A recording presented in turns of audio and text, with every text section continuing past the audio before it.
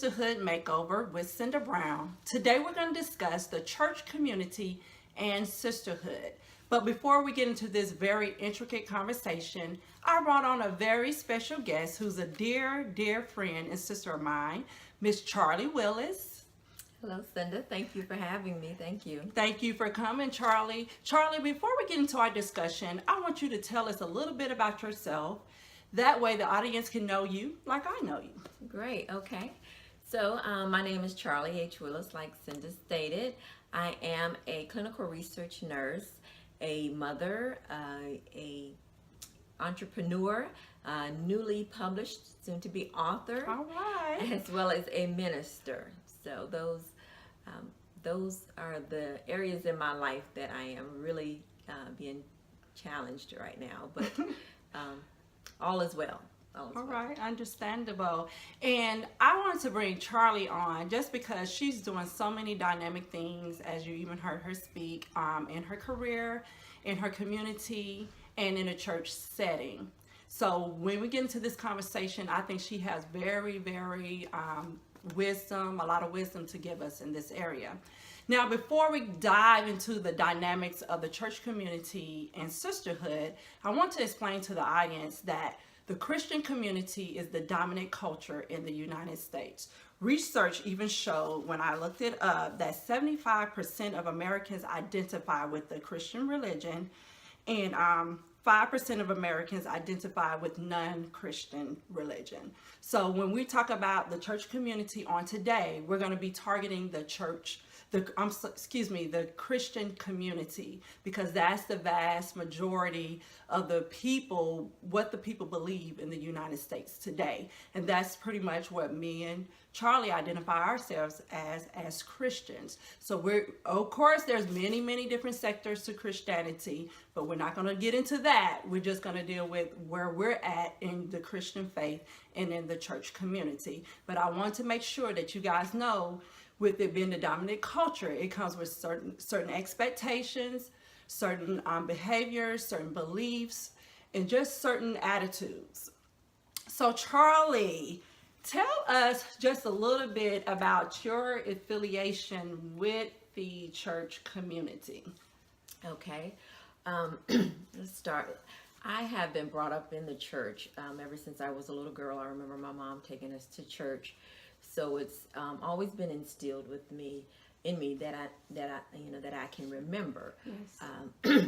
And even in my early adulthood is where I probably started really getting into the activities of the church and just being a part of the church community itself. Nothing in the leadership role at that time, right, but just getting to know people and understanding what the church was really all about. Okay. So most recently, I would say in the last 10 years, mm-hmm, is when I started getting even a more closer relationship with the church community and started venturing into a leadership role, okay, into my local church right now. All right.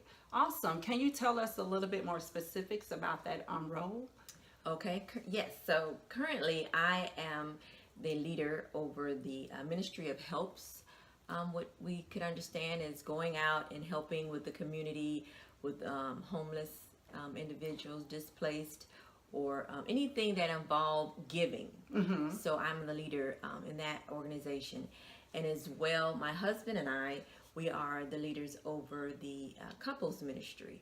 So we do some activities there and leading the church into couples, just even premarital and current and seasoned couples, just trying to help aid each other in getting their marriage more stronger knit with God, putting it together.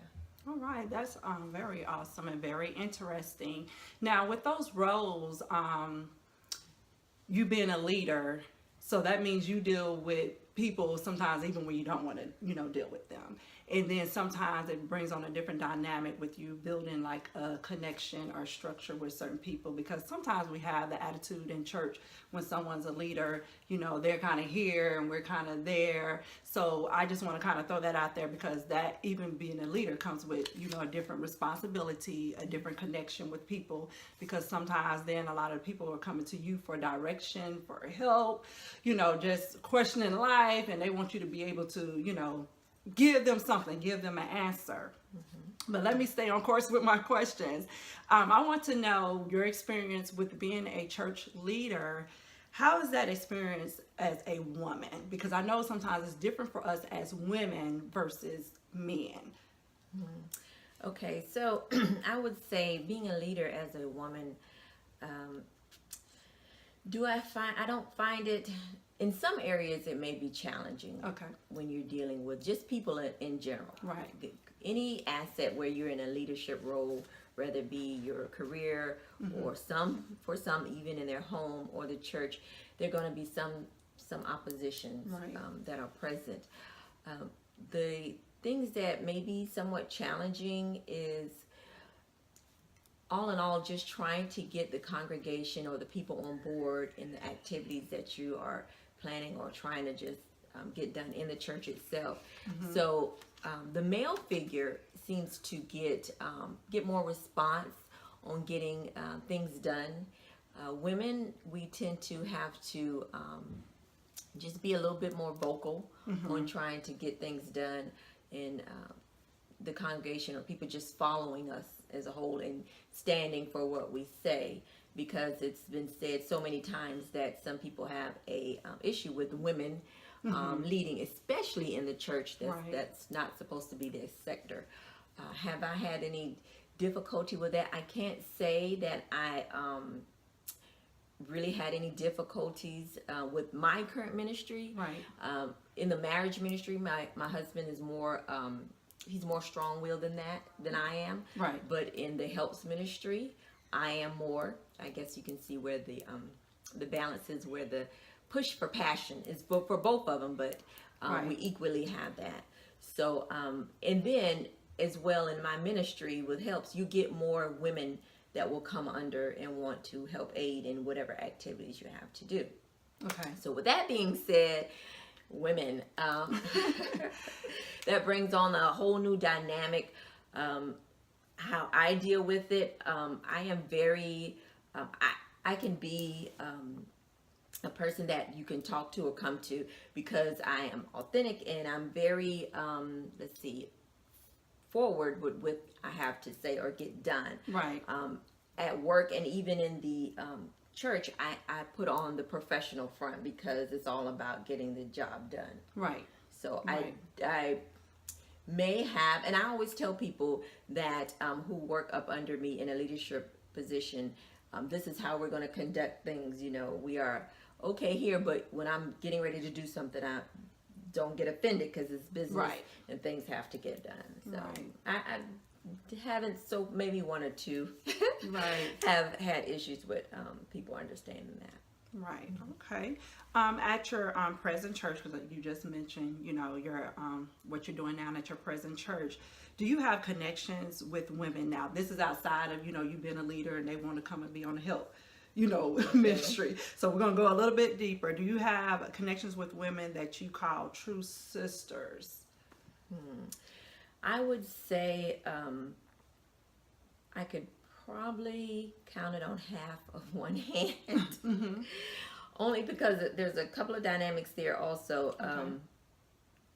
And the couple of women that I have had, I've maybe met prior to coming to the church. Right. Or there's always that one or two or few people that you can always depend on in life. There's always, you're going to have some type of connection with that person. And people just vibe differently. I'm not really into a lot of the social settings of the church outside of the church. I keep it church based for a reason. Because it seems to me that when women congregate, things just, unfortunately, they do things for the wrong reasons. Right. And I've learned that, and I've seen it up front in church. A lot of things would happen or transpire, and I may not find out till way when it's over, and I'm like, I have no idea that was going on, because I'm not in that circle Right. trying to get that kind of information just because. Right. So unfortunately, it happens, and Right. you just have to be real discerning and decisive about who you will bring in your close proximity circle. Right. So it's not very many. So you're basically telling us that the church setting is just probably like any other setting when it comes to trying to build, a relationship or connection with a sister. You're going to be very discerning. You're going to be careful. So I think sometimes when people get into church, they think it's going to be, a different experience because it's church, and you're supposed to go to church to be loved, to be supported, and all those different things. But I guess we still have to understand that we're still dealing with people that have different walks of life. Oh, yes. And so they're going to bring their walk of life experience with them. Yes. Which is going to influence how they interact with people in the church. So I just wanted to pull that out just because of the church setting. I don't want women to think they can just go dive in there and then they're going to build all these beautiful relationships with, with other sisters. That it's going to take a process. Yes. You agree with that? Most definitely, because people are people. I mean, what we tend to do is we look at people in the church setting and think that, they can't do wrong, or they wouldn't do this, but they are in the flesh just like everybody else. Yes. They may be striving for different reasons to be at a different place, but in all, they are still people, and they're subject to hurt, and they're subject to hurt you. Exactly. So just because they're in the church doesn't mean you have to divulge yourself entirely and just kumbaya and think everything is going to be okay, because situations come arise, and unfortunately we get hurt. Exactly. Now, which leads me to my next question. Is it easy, and I think you kind of touched on this, but I'll just go with it. Is it easy to build authentic relationships with women in a church setting? Why or not? I would say it may not be easy. It kind of depends on the relationship and what people are seeking. It's people vibe differently, as I stated before. So the expectation for me that was going to happen in the beginning, like newly seasoned, you will come up against that. You will think that, that's how it's supposed to be, and I can really be myself, but eventually you may find out that is not true. So it's not as easy as on the forefront as it sounds. Right. But as you gain experience, you learn, you'll find out that that's not it. And people often, where they mess up is they're going to church for the wrong reasons. In that aspect, you're not really going to befriend in that way. You're going to establish your relationship with God, and you want to be around people that have that mindset, and they're all striving for the same area, and you want your environment to change. Yes, but you also have to be discerning and mindful that it may not be as easy as it sounds. Going into it. Now, can you give me like one experience of building a lasting and authentic relationship with a sister in the church setting that you've had personally? Oh, yes. When it's such an amazing thing when, and women, we tend to just not realize what we have intuition. We have that intuition, and we have that discernment that you can know when somebody is being true. If you're really looking and seeking that, you can understand if somebody is being true to themselves. And what you don't want to do is get yourself into an area just wanting to be accepted. And that's where we mess up a lot. We just want to be accepted. We want to be alike. We want to be kind. We want to be in the clique and in the circle. So for me, back to your question about finding an authentic person, I have. I found an authentic person, and I was so strange was that in the beginning, and I'm going to speak of someone who's no longer at the church, because the church, I still have them, so that's a little, they're there. I'm going to see them. So you really know when your authentic relationship is when you establish a relationship with someone and you can still reach out to them, and they're not in your circle anymore. They're not at your job anymore. They don't go to the same church anymore. So right off the bat, I knew the person, they're strong-willed, and they were just very authentic from the beginning. Just the way they carried themselves. They stood for what was right. And you can see that in a person. You can see that in a person. So person's no longer with the church, and fast forward, an event came and we got together, and I was really able to see who that person was and what they stood for. Right. And that person is Cinder Brown. Oh my God. She don't talk about me. Yes, that person is Cinder Brown. And because that's how you know. That's when you know that you have developed a relationship with somebody. It's almost like when you have a best friend from high school or whatever, grade school, and you haven't talked to them in so many years, but you guys always have a connection. Right. Yes. So that's how you know. And I knew that when we went back and you started the Sisterhood in the beginning, and it was like, wow, this is really what was needed, because a lot of women are hurting, and they're afraid to, especially in the church, they're afraid to be authentic and let themselves out, because people will judge them. And it's what it is. Right. They will. No matter what you try, how you think about it, someone's gonna do it, and it's a very hurtful thing. Yes. Because you disclose painful things about you that you may have not even told anyone else. Right. And for someone to take it and even damage it even more, it pushes people to the brink. So very carefully and intricately, we don't realize it. It's just like my husband would say, I didn't realize. Like, for example, I saw a young lady carry a certain type of purse in the church that I had been to. We went away for a year, and we established a relationship with another church.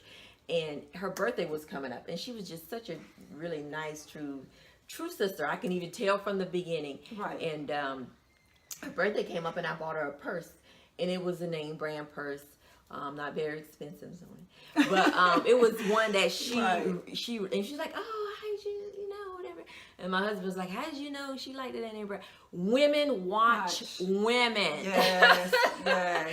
We watch. We look at what we do. We look at what they dress, what they carry, how their hair. It's just what we do. Yes. So when we're doing that, we're seeing what kind of person they are too. Right. We're seeing if they even have the potential. At least I do.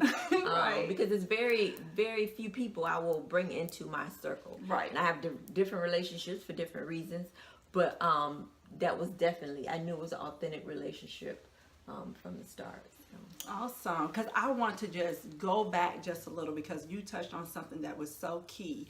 You said that person, although it was me, I didn't know she was talking about me, was no longer a part of your specific church setting, but you still was able to be their friend. Because I could just be honest from my experiences with churches, and it has been with more than one church, that when you leave, people, they don't know you anymore. When you was there, you was so anointed. Oh my God, your dance blew me away. Oh my God, you're just so beautiful. And then when you're no longer there, it's just like, okay, where was I? I'm not anointed anymore. I'm not a beautiful person. I've had that to happen so many times over and over again, just thinking that you have taking the time, especially if you're in a leadership role, you've taken the time to try to pour into people, really love them, care for them, assist them in any type of way. But soon as you are not affiliated with that specific church, okay, the relationship has ended. What do you think that attitude comes from? I know that I know that some pastors do kind of teach that, hey, they're not a part, this is, you just kind of have it in the atmosphere from ministers. But to be honest, from some of the churches that I left, I can still talk to the pastor, but it's the people around them that's, tripping. Yeah. They don't know my name no more. For some people, it's just what's going on right now. It's what's in the know. You're not the hot topic. You're not the person Right. who's dancing in front of them now, or Right. they may, unfortunately, can't. People, we're just selfish. We're out to get what we can get. That's true. And unfortunately, that's the mindset some people take on, and they just don't reach out because they're going toward what's going on in front of them. But you will know if someone is truly authentic and a good person, even if you don't hear from them, they'll every now and then they'll reach out, or you'll be able to come to them. But those people who were only after a certain kind of relationship, they'll show themselves all the time. So I think that's a big part of it, and it's hurtful because it's like you can pass them in the street and they won't even speak to you. Right. You be like, hello. Yes, and that's has happened to me too. Wow. So you don't know me, I don't know you. You do want to go there sometimes. I don't know you either. Yeah. So, Charlie, let's move it along. Do you mind sharing an unpleasant experience you have had, like with women at church? Because we're going to keep it real today, sisters. Yes. We're going to keep it real. Okay, so I would say unpleasant. I might have to touch on more than one of those topics. Okay. You know how you often hear, or sometimes you hear that someone says something about somebody and they pass it on, and I can't believe she this and that. Yes. So I had that happen to me. Oh, wow. And I didn't think, because I am a person who tries to do what I say I'm going to do and stand for what I stand for. Right. If you call me on something, I can acknowledge it and whatnot. We can move on. But this is where women get into trouble. So this is where women, I think it happened. Let's see. Someone needed to be, or wanted to be, on a project I was doing in the church, and signals got mixed up about signing up or being a part of it. And she said that I did not want them to be on the project, which is really crazy, because if you know it, we welcome help. Right. That's what we're about. Like, please help. And I did, when I did found this out, I went directly to the person and I said, if you hadn't heard from me, or you signed up and I didn't confirm it, just come back to me. Just come to me and say, hey, what's up, or any, because see, that's where we get in trouble, and that's where we allow the enemy to just do his crafty work. Because this person said this person, and we as sisters, we shouldn't do that. Right. That person shouldn't even went to that person and said that, because she didn't know that was not stated. Right. You can never speak for somebody, especially not in their presence. It shouldn't have been done. But it was not too like that. Right. It was that's the way people operate. Did not throw me off guard. But it was like, wow, I can't believe that. But that's just what I know. Right. It can be several other things. Because and I touch on the second issue related to that question, that